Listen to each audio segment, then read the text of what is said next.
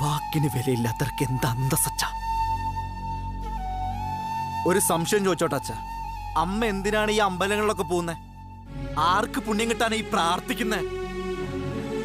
മക്കൾക്ക് വേണ്ടിയിട്ടാണെങ്കിൽ ഞങ്ങൾക്ക് രണ്ടുപേർക്കും ദോഷങ്ങളാണല്ലോ അച്ഛ. ഒരു തെറ്റും ചെയ്യാത്ത ആ പാവം പെണ്ണിന്റെ സ്വപ്നങ്ങളും ആഗ്രഹങ്ങളെല്ലാം തല്ലി തകർത്തിട്ട് കൽവിഗ്രഹങ്ങളെ തൊഴാൻ പോയ മനഃശാന്തി കിട്ടില്ല അച്ഛ. ഒരു ദൈവം അതിന് കൂട്ടു നിൽക്കൂല്ല. അരവിന്ദ്, വേണ്ട, മതി, നിർത്ത്. ഇന്നലെ വരെ തൃച്ചംബരത്ത് അഖിലാണ്ടേശ്വരയുടെ മകനെന്ന് പറയാൻ അഭിമാനമായിരുന്നു. ഒരു വാക്കും ഒരു പ്രവൃത്തിയുള്ള അമ്മയോട് എനിക്ക് ആരാധനയായിരുന്നു. പക്ഷെ ഇപ്പോ ഒരു സ്ഫടിക വിഗ്രഹം മുന്നിൽ വീണ് ഉടഞ്ഞതുപോലെയാ. സ്വയം ജയിക്കാൻ വേണ്ടി എന്ത് തരം താഴ്ന്ന പ്രവൃത്തിയും കാണിക്കാൻ മടിക്കാത്ത ആ അമ്മയുടെ വയറ്റി ജനിച്ചു ആലോചിക്കുമ്പോ എനിക്ക് എന്നോട് തന്നെ പുച്ഛ, പരമ പുച്ഛം.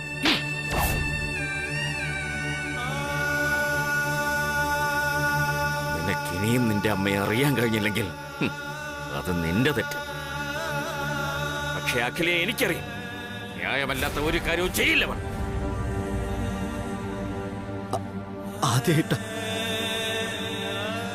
ആദ്യമായിട്ട് അച്ഛൻ എന്നെ സാരമില്ല അച്ഛ, എനിക്ക് സങ്കടമില്ല, വേദനയില്ല. പക്ഷെ ആ പാവപ്പെട്ട കല്യാണി മനസ്സറിഞ്ഞൊന്ന് നിലവിളിച്ച പൊട്ടിപ്പൊളിയാനുള്ള ഉറപ്പുള്ള അച്ഛ. തൃച്ചംബരത്തിന്റെ തൂണുകൾക്ക് എന്താ അറിയാന്നുള്ളതല്ല, എന്താ അറിഞ്ഞൂടാന്നുള്ളതാണ് ഏറ്റവും വലിയ അറിവ്. അമ്മയോടൊന്ന് പറഞ്ഞേക്ക്, പറഞ്ഞ് മനസ്സിലാക്ക്.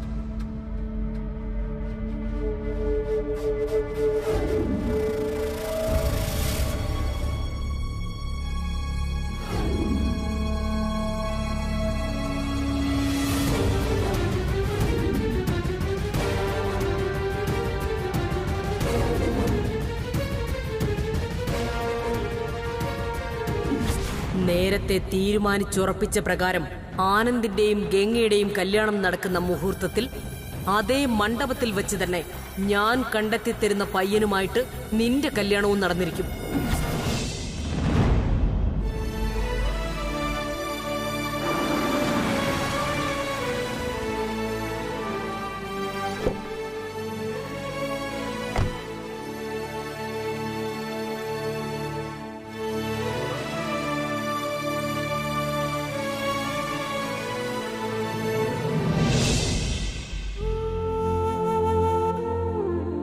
കല്യാണി,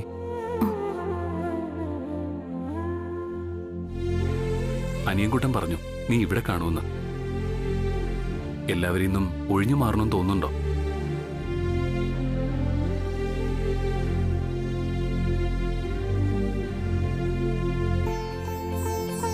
ഒഴിവാക്കാൻ പോകുന്നു എന്നറിഞ്ഞിട്ടും ഒഴിഞ്ഞു മാറാൻ പറ്റുന്നില്ലല്ലോ വലിയുഞ്ഞെ.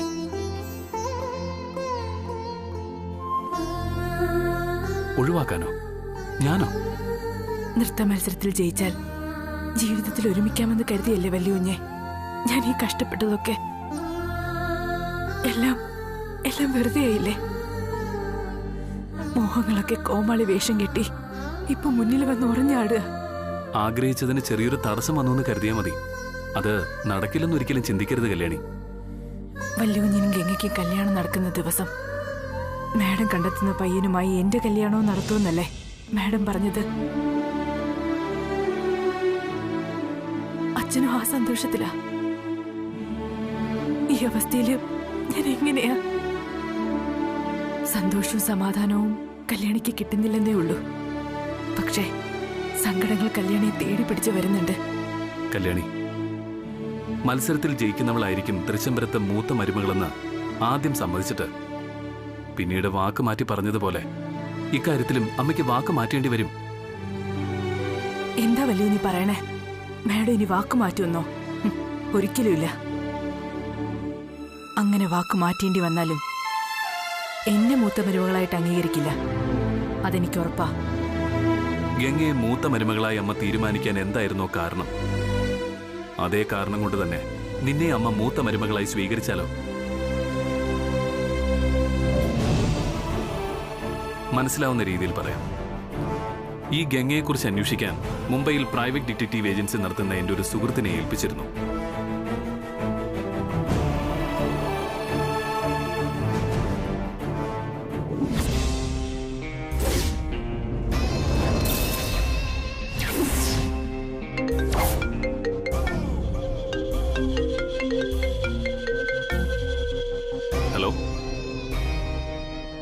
Hello, Mr. Anandkrishnan. Yeah, speaking. I am Girish K. Menon from Third Eye Investigation Group. I was expecting the call from you. Did you find anything about Ganga? Yes. അതിനെക്കുറിച്ച് പറയാനാണ് ഞാനിപ്പോൾ വിളിച്ചത്. അത്ര നല്ല റിസൾട്ട് അല്ല ഗംഗയെക്കുറിച്ച് ഞങ്ങൾക്ക് കിട്ടിയിരിക്കുന്നത്.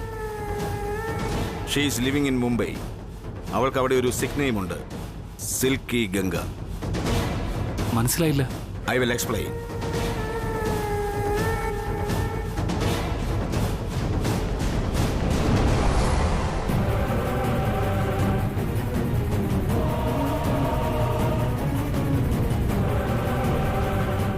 അതാണ് അവൾ. ബാക്കി ഡീറ്റെയിൽസ് കൂടെ കളക്ട് ചെയ്തിട്ട് within days I will call you. By the by, ഒരു കാര്യം പറയാൻ മറന്നുപോയി.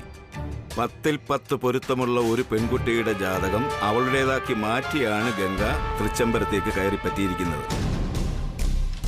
അതാരുടേതാണെന്നും എന്തിനാണെന്നുമുള്ള ഡീറ്റെയിൽസ് ഞാൻ പുറകെ അറിയിക്കാം. Okay, thank you for the information. Okay then.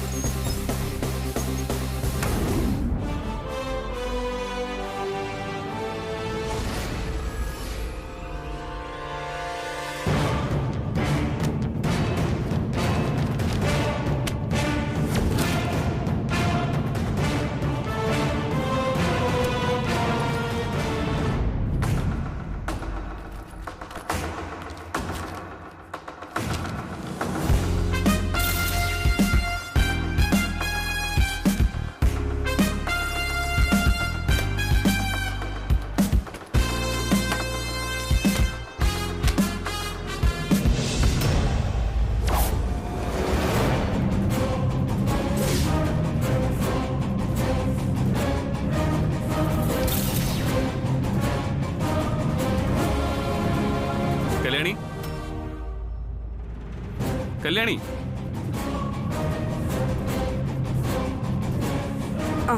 വല്ലുഞ്ഞോ? ചേച്ചി ഇല്ല വല്ലുഞ്ഞ്. ദാസേട്ടനോ?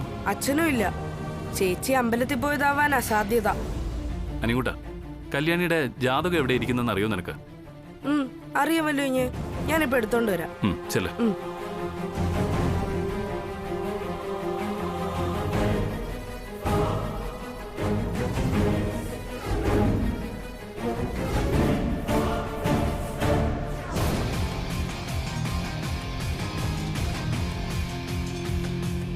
ഇന്നാ വല്ലുഞ്ഞ്.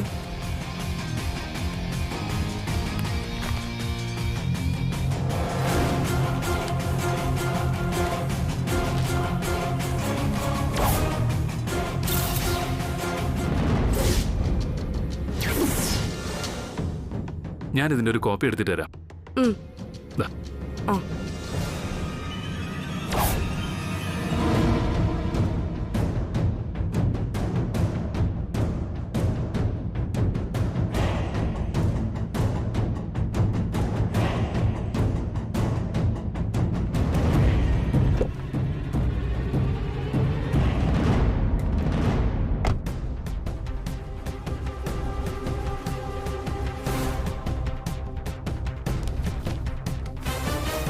ഇത് ഗംഗയുടെ മുറിയിൽ നിന്നെടുത്ത അവളുടെ ജാതകം.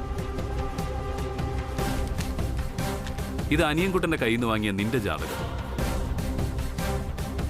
ശ്രദ്ധിച്ചു നോക്ക്. അച്ഛന്റെയും അമ്മയുടെയും പേരിന് മാത്രമേ മാറ്റമുള്ളൂ. ജനന തീയതിയും ജനന സമയമൊക്കെ ഒന്ന് തന്നെ രണ്ടിലും.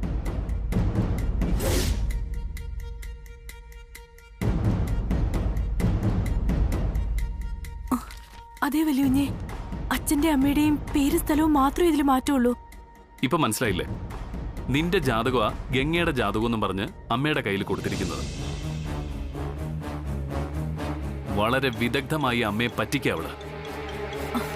വലിയുഞ്ഞേ, ഈ ജാതകത്തിന്റെ കാര്യം മാഡം അറിഞ്ഞാ മാഡം ഈ കല്യാണത്തിൽ നിന്ന് പിന്മാറുമായിരിക്കും അല്ലേ? എന്റെ ഇഷ്ടം പോലും ചോദിക്കാതെ അമ്മ ഗംഗയെ മൂത്ത മരുമകളായി തീരുമാനിച്ചതിന്റെ കാരണം ഈ ജാതകവും ജാതക പൊരുത്തുവാ. അപ്പോ ഈ ജാതകക്കാരി തന്നെ എനിക്ക് വധു ആവണമെന്നല്ലേ അമ്മ ആഗ്രഹിക്കുന്നത്? അല്ലാതെ ഗംഗ മരുമകളാവണമെന്നായിരിക്കില്ല. അതെനിക്ക് നന്നായിട്ടറിയാം. ജാതകം സത്യമാണെങ്കിൽ ഉറപ്പായിട്ട് നമ്മൾ തമ്മിലുള്ള കല്യാണമേ നടക്കും. നീ ധൈര്യമായിട്ടിരിക്കുക കല്യാണി. ഈ ജാതകക്കാര്യം മാഡത്തിനോട് പറഞ്ഞു വലിയുഞ്ഞേ?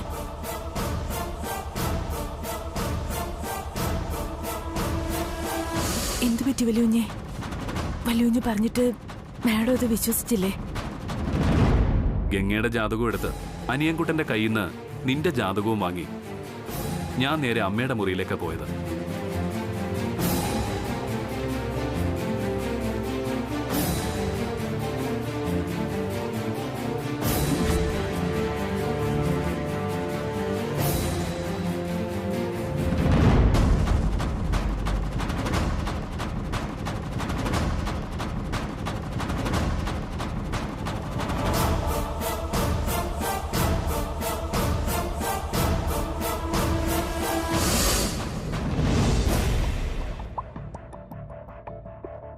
അഖില, സ്നേഹിച്ചാൽ അമിതമായി വിശ്വസിക്കുകയും ഇഷ്ടക്കേട് തോന്നിയാൽ പിന്നെ ഒരു ദയമില്ലാതെ വെറുക്കുകയും ചെയ്യുന്നതാണ് അഖിലെ നിന്റെ കുഴപ്പം.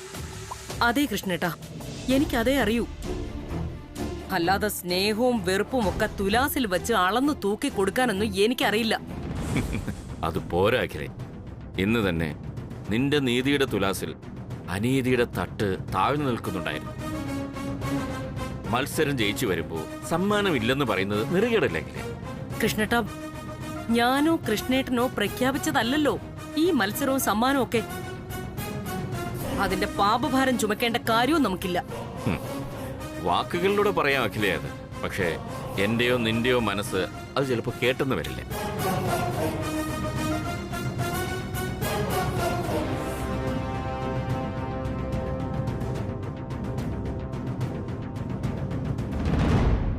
ഗംഗയുടെ കാര്യത്തിൽ നീ എടുത്ത നിലപാട് ശരിയാണെന്ന് തോന്നുന്നുണ്ടോ നിനക്ക്? ഗംഗയുടെ കാര്യത്തിൽ ഞാൻ എടുത്ത തീരുമാനം തെറ്റാണെന്നാണോ കൃഷ്ണേട്ട പറഞ്ഞു വരുന്നത്? അതല്ല അഖിലേ. അമിതമായ വിശ്വാസം അപകടത്തിലേക്ക് കൊണ്ടെത്തിച്ചെന്ന് വരും. അതുകൊണ്ട് ചോദിച്ചതാ. ഞാൻ പറഞ്ഞു വരുന്നത് ഏത് തീരുമാനവും നന്നായി ആലോചിച്ച് മാത്രമേ എടുക്കാവൂന്നാണ്. ക്ഷമയെന്നത് ജീവിതത്തിലെ ഏറ്റവും നല്ല ശീലങ്ങളിലൊന്നാണ്. ഏതൊരു ഹൃദയത്തിനാണോ ആ മഹത്തായ കഴിവുള്ളത്, ആ ഹൃദയത്തിനുടമ ഒരിക്കലും പരാജയപ്പെടുകയേയില്ല. ചിലർ നമ്മുടെ ജീവിതത്തിൽ ഒരു അനുഗ്രഹമായിരിക്കും, എന്നാൽ മറ്റു ചിലർ നമുക്കൊരു പാഠമായിരിക്കും. ആ പാഠം ഉൾക്കൊള്ളാൻ കഴിയണം, ഇല്ലെങ്കിൽ നമ്മൾ കബളിപ്പിക്കപ്പെടും. കൃഷ്ണേട്ടാ, ഈ തൃച്ചംബരത്ത് അഖിലാണ്ടേശ്വരിയെ ആർക്കും അത്ര പെട്ടെന്ന് കബളിപ്പിക്കാൻ കഴിയില്ല. അതല്ല, ഞാൻ പറ്റിക്കപ്പെട്ടുകൊണ്ടിരിക്കുകയാണെന്ന് ആരെങ്കിലും തെളിവ് സഹിതം ബോധ്യപ്പെടുത്തിയാൽ അടുത്ത നിമിഷം ഈ അഖിലാണ്ടേശ്വരി ജീവൻ വെടിഞ്ഞിരിക്കും.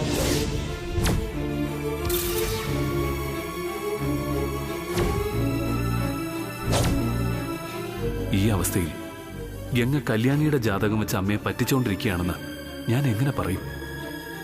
അതൊരു പക്ഷേ അമ്മയ്ക്ക് താങ്ങാൻ കഴിയുന്നതിലും അപ്പുറമായിരിക്കും. അഖിലേ, എന്തായത്? നീ എന്തിനാ ഇങ്ങനെ വെറുതെ ഇമോഷണൽ ആവുന്നത്? Just relax.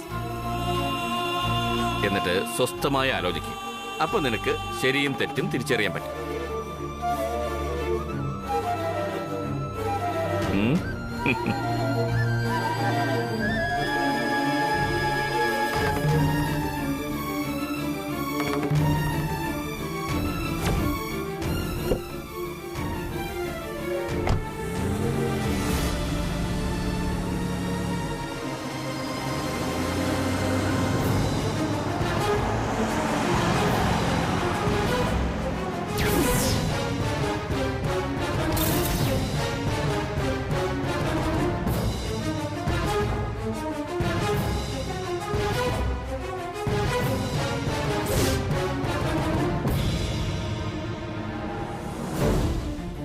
മത്സരത്തിൽ തോറ്റതിന് ശേഷവും അമ്മ ഇങ്ങനെ പിടിവാശി കാണിച്ച് ഈ കല്യാണം നടത്താൻ ശ്രമിക്കുന്നുണ്ടെങ്കിൽ അതിനൊരേ ഒരു കാരണമേ ഉള്ളൂ, ആ ജാതകം.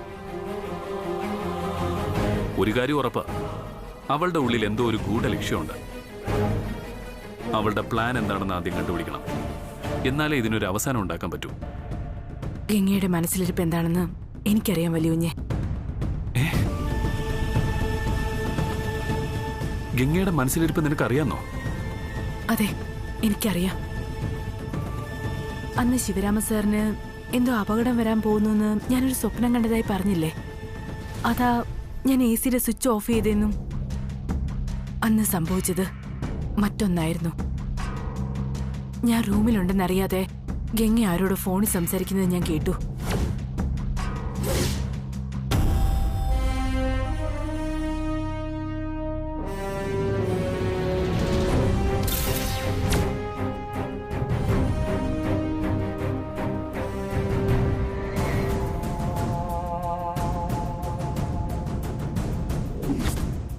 ചെയ്യാം.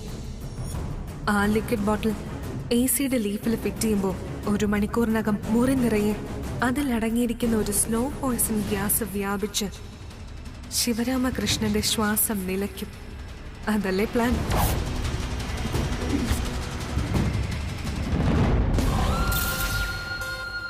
നീ ഇതെന്താ അന്ന് എന്നോട് പറയാതെ ഒളിപ്പിച്ചത്? അത് എന്നോട് ക്ഷമിക്കു വലിയുഞ്ഞെ. ഇനി ആ ഗംഗയെ വെറുതെ വിടുന്നത് അപകടമാണ്. വലിയുഞ്ഞെ, ഇപ്പൊ ഒന്നിനും പോവണ്ട. മാറു കല്യാണി. അവള് കൊല്ലാൻ നോക്കിയത് തൃച്ചംബരത്ത് ആനന്ദകൃഷ്ണന്റെ അച്ഛനെയാ. വലിയുഞ്ഞെ, വലിയുഞ്ഞെ, ഞാൻ പറയുന്നൊന്ന് കേക്ക്. വലിയുഞ്ഞെ, വലിയുഞ്ഞെ, ഞാൻ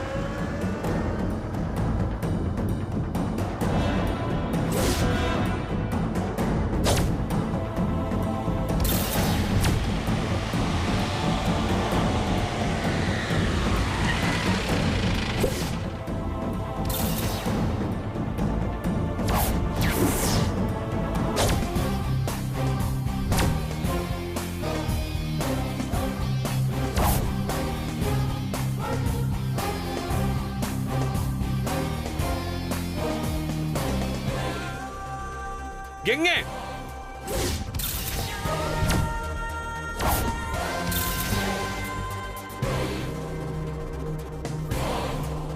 ഗംഗ എവിടെ? മുകളിലുണ്ട്. ഗംഗേ, ഗംഗ ഇറങ്ങി വാ. ഇവനിതെന്ത് പറ്റി? ഗംഗ ഇറങ്ങി വരാനാ പറഞ്ഞത്.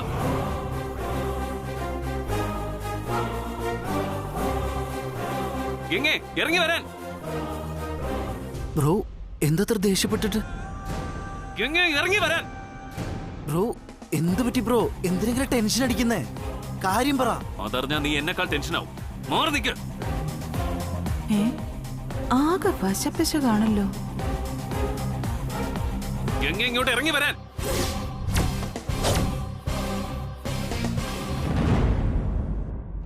എന്ത് പറ്റി ആനന്ദ്? എന്തിനാ ഇവിടെ കിടന്ന് ബഹളം വെക്കുന്നത്? താഴെ ഇറങ്ങി വാടി.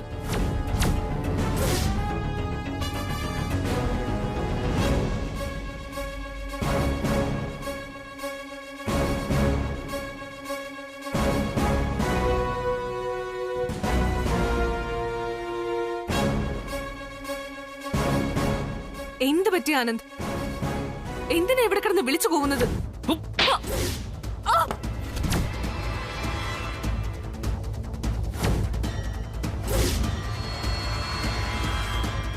ആനന്ദ്, ആനന്ദിന് ഇത് എന്താ പറ്റിയത്? ഇതൊരു മാതിരി തെമ്മാടിത്തരം. തെമ്മാടിത്തരം കാണിച്ചത് ഞാനല്ല, നീയോ